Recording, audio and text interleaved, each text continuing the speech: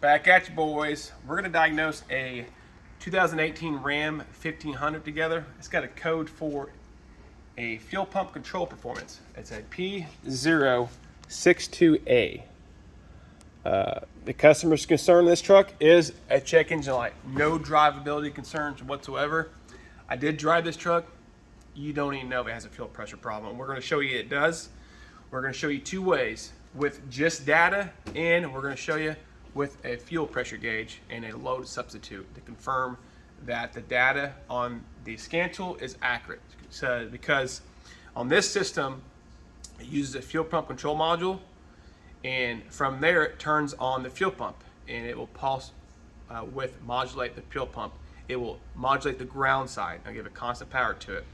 And depending on the desired amount of fuel at the rail, it can either give it more ground or less ground to achieve that. And when this code is thrown, it will go in default mode where it's 80% or higher. So you'll have almost a constant ground at that pump, which is good because you can put a substitute load and get an accurate test that the load, if it works, the wiring coming out of the control module is good. It can handle it. So we're going to show you the data we're going to look at and the fuel pressure gauge next to the data. So we'll see you in a second.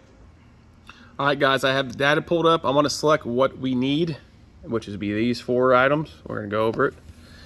So the variable speed fuel pump voltage, that's the ground side on this fuel pump control module going to the pump. And it's going to pretty much stay at like 1.28 to 1.5 volts, depending on the duty cycle that's commanded, because it's in default mode right now.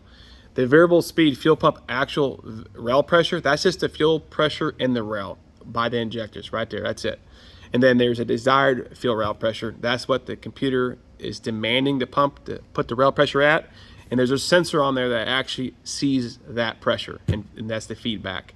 And that could be inaccurate, but in this case, as you can tell, that it's very accurate. Go ahead and start the car.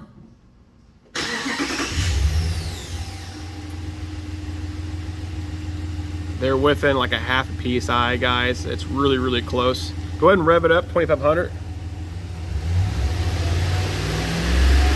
All right, let go. As you can see, we're at the 80% duty cycle. It's demanding 58% PSI, or 58 PSI, sorry. We only have about 19 PSI in the rails, and the voltage going to the pump is stuck at 1.26 volts. It did a little adjustment there, but one thing I did forget to mention, this is a gateway secured vehicle, so you will have to have either the factory scan tool or some kind of aftermarket source that gives you access to the gateway. There's different companies out there, and there's actually a bypass you can do with a adapter from Alltel. But now the next thing we need to do, that we know that the rail pressure is low, is go look at the fuel pump control module, ensure the output of it, which is a constant power, and it's normally a duty cycled, which is pulse width modulated ground, but in this case, it's in a default. It's keeping a constant voltage. It's like a 1.4 by 5 volts, which is close to ground. So we can put a substitute load in series and make sure that the power and ground coming out of that module is good, so we don't have a bad module. Let's confirm that. We'll see you down underneath the truck. Back at you, guys. We're underneath the vehicle. I'm tied in series. I have a light bulb, which is about 4 amps. So go ahead and start the car. As you can see, it's nice and bright, and that's with 1.45 volts coming out of that and a constant power. So we turn it off.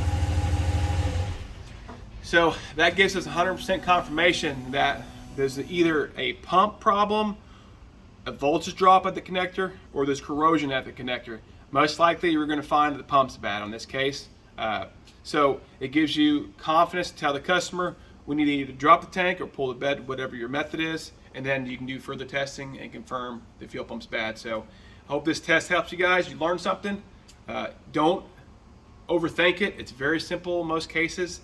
If you have some logic behind it, use constructive thinking, critical thinking, sorry, and confirm the testing, and then it will give you confidence that you diagnosed it properly. So if you're going to do it right. See ya.